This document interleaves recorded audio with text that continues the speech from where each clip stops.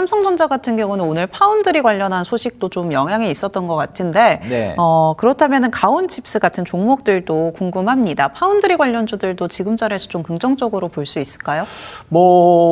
그쵸. 파운드리 관련해서도 이제 어제 나온 뉴스 보면 가격을 좀 올렸다. 네, 15% 정도 네, 그러니까, 최대 인상했다. 네, 얘기가 좀 나오고 있는데 아무래도 이제 근데 여전히 파운드리 관련해서 삼성전자가 엄청나게 시장을 끌고 가는 정도는 아니에요. TSMC가 더 이상 받을 수 없는 물량이다 보니까 일부 조금 만들기 쉬운 거 상대적으로 그런 부분들을 지금 수주하는 부분들이기 때문에 삼성전자 입장에서는 좋은 거지만 관련된 기업들이 얼마나 영향을 받을지는 저는 좀 봐야 된다고 생각하고 있습니다. 그래서 우리나라 팹리스 업체들은 사실은 실질적으로 영향을 받는 건 제한적이기 때문에 네. 그거로 인한 어떤 투자는 조금 고민을 좀 해보시는 게 맞지 않나 생각하고 있습니다. 네, 이렇게 반도체 쪽 좀 살펴봤고요. 이어서는 알테오젠 이야기 나눠보도록 하겠습니다. 알테오젠의 기대감이 좀 쏠리고 있는 것 같습니다. 그래도 가장 국내에서 수혜를 볼 수 있는 종목을 꼽자면 알테오젠 아닐까 생각이 드는데 네. 실질적으로 어떨까요? 그렇죠. 다른 회사들은 사실은 예를 들어서 예전에 녹십자가 그 모더나랑 같이 코로나 백신 같이 만들었네. 그리고 그 ST팜이라든지 이런 기업이 관련된 원료를 공급했었다. 네. 이런 걸로 움직이는 거는 실제 이걸 수혜라고 볼 수는 없는 거죠. 근데 알테오젠은 이 모더나가 머크사랑 같이 키트루다를 활용해가지고 같이 병용요법을 통해서 흑색병인가요? 흑색종인가? 네, 그거를 네. 치료를 효과를 봤다라는 거 아니겠습니까? 그러니까 키트루다 제품을 병용해서 사용했을 때랑 안 했을 때 비교해 보니까 대조군을 비교해 보니까 훨씬 더 좋았다라는 거기 때문에 그럼 키트루다의 어떤 매출이 늘어난다.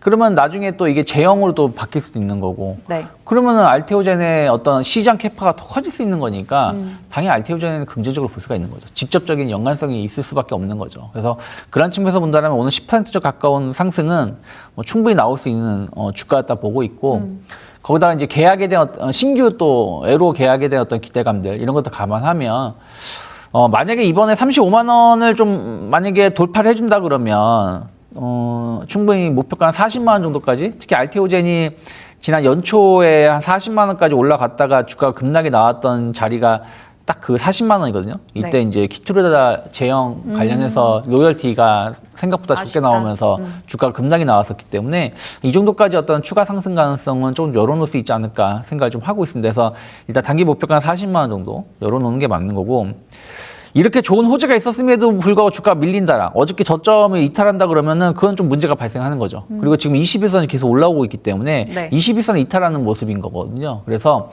29만 원이 이탈하지 않는다 그러면 가지고 계신 분들은 조금 더 기다리는 게 맞는 거고 없으신 분들은 좀 눌림목이 나왔을 때 좀 분할 매수 관점으로 접근해 볼 수 있지 않을까 생각을 합니다. 네, 우선 35만 원 돌파할 때 40만 원까지 우리가 좀 내다볼 수 있다라고 이야기해 주셨고요. 눌림목 구간에서 전략 챙겨보셔도 좋을 것 같습니다. 이어서는 한국콜마 살펴보도록 하겠습니다. 오늘 강세로 마무리를 지었습니다. 수출에 대한 부분들이 계속 기대감으로 작용을 했던 것 같은데 네, 환율에 대한 부분이 또 우려감이 될 수 있을 것 같아요.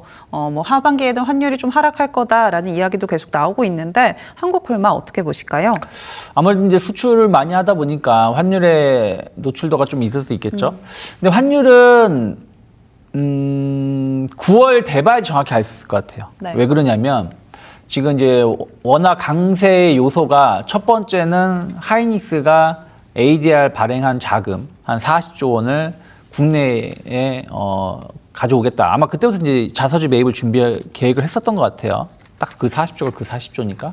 그래서 이제 달러를 매도를 하면서, 그러니까 그 환전을 하면서 그 원화가 강세를 좀 띠게 된 거고, 그 다음에는 이제 이 법인세죠. 네. 이 법인세는 1년에 2번 냅니다. 2번 내는데 8월 말까지 해서 중간 세금을 내요. 그러니까 한 반년, 그러니까 상반기 사업을 해보니까 우리가 1년 동안 얼마의 이익이 날 것 같고. 이걸 바탕으로 세금이 얼마가 나올 것 같다 계산을 한 다음에 그거 한 절반 정도든 절반이든 아니든 내게 돼 있거든요. 안 내도 상관없는데 근데 내는데 삼성전자는 너무 많은 이익을 얻었잖아요. 네. 제가 계산해보니까 삼성전자 하이닉스면 이 두 기업만 계산을 해보니까 한 40조 넘더라고요. 한 45조 법인세. 네. 그것도 상반기 법인세가. 그러면은 하반기에도 상반기보다 더 많은 법인세가 낼 가능성이 높기 때문에 그럼 내년에 100조씩 법인세를 내느니 절반 내고 그럼 정부도 좋고 기업도 좋은 거니까. 그래서 그러한 법인세를 내는 부분들이 또 원화를 강세로 만드는. 왜냐하면 다 수출 기업이니까 다 네. 달러로 갖고 있을 거 아니에요. 그래서 그런 것들이 있었기 때문에 8월 말까지는 좀 원화가 조금 더 강세를 띨 가능성이 높아요. 근데 이제 법인세 이슈가 끝나게 되면은 더 이상 환전을 더 적극적으로 할 만한 요소는 없거든요. 네. 그러면 그때는 원화가 또 일부 약세를 띨 수도 있는데 그건 그때 가서 봐야 된다라는 거죠. 근데 어쨌든 이제 원화 강세가 제가 하고 싶은 얘기는 돌고 돌아서 원화 강세가 지금은 원화 강세인데 한 2달 정도는 원화 강세 흐름을 보여주고 있는데 이게 다음 달도 그렇게 될지 안 될지 모르겠다. 그래서 원화 강세 때문에 주가가 빠지는 건 아니다. 말씀을 드리고 싶습니다. 그래서 어쨌든 실적이 나쁘지 않았고 수출 데이터가 계속 좋게 나오고 있는 걸 본다라면 특히 내일이 중요하죠. 내일이 이제 또 1일부터 20일까지의 또 중간 수출입 동향이 발표가 되기 때문에 그런 거에 따라서 주가의 방향은 좀 결정되지 않을까 생각을 하고 있습니다. 네. 화장품주가 항상 수출 데이터가 나오면 올라주고 있는 그런 모습들을 확인해 볼 수가 있는데 한국콜마 여전히 긍정적으로 이야기를 해주셨고요. 가격 전략도 들어보도록 하겠습니다. 오늘 7%대 강세로 마무리를 지었는데요. 어디까지 좀 내다볼 수 있을까요? 일단은 15만 원 정도까지 열려 있다라고 생각했어요. 지금 가격 대비해서도 한 10% 정도는 더 올라갈 수도 있지 않을까 생각을 좀 하고 있고요. 그리고 이제 12만 원이 좀 중요한 손절가가 될 수 있다고 생각하고 있습니다. 이게 그 지난번에 실적 발표했을 때 8월 12일에 크게 올라왔을 때 절반 정도 가격이 12만 원이거든요. 그래서 이 자리가 이탈한다 그러면 그때는 조금은 리스크 관리가 필요하다. 그래서 어제 오늘 조금 중요한 자리에서 반등을 성공했다는 부분들에 좀 의미가 있지 않을까 생각을 합니다. 네. 한국콜마 목표가는 15만 원으로 10% 추가 상승 여력이 있을 거다라고 짚어주신 점 참고해 보시면 좋을 것 같고요. 저희 시간 관계상 한 종목만 살펴보도록 하겠습니다. 현대오토에버 오늘 3.7%대 강세로 마무리를 지었습니다. 앞서서 현대차 이야기해 주시면서 인베스터 데이에서 또 어떤 이야기 나눌지에 따라서 좀 달라질 수 있다라고 이야기해 주신 것 같은데 현대오토에버 어떻게 전략 좀 세워볼까요? 일단 인베스터 데이에서 로봇이라든지 자율주행 관련해서 얘기가 나오겠죠. 네. 특히 현대차는 로봇은 다들 걱정 안 하고 있는데 자율주행 때문에 걱정을 많이 하고 있잖아요.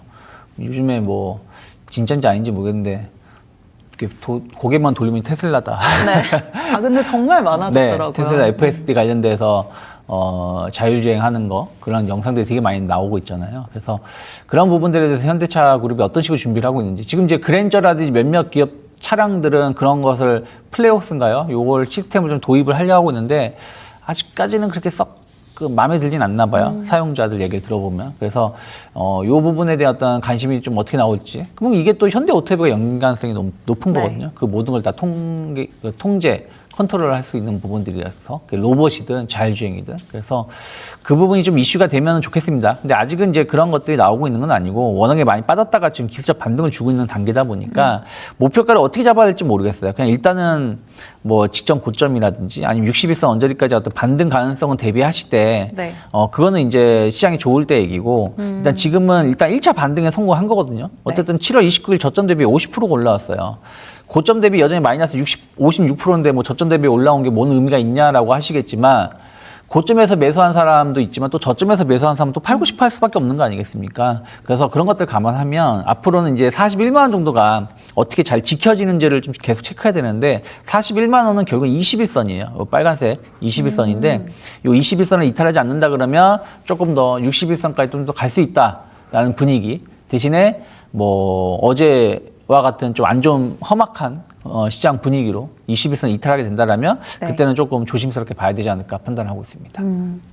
뭐 다음 주에 있을 이벤트 잘 주목을 해보셔야겠지만 우선은 21선 41만 원 부근 지지가 중요하다라고 짚어주셨습니다. 참고해 보시길 바라겠습니다. 네, 대표님과 여기까지 이야기 나눠보도록 하겠습니다. 오늘 고맙습니다. 고맙습니다.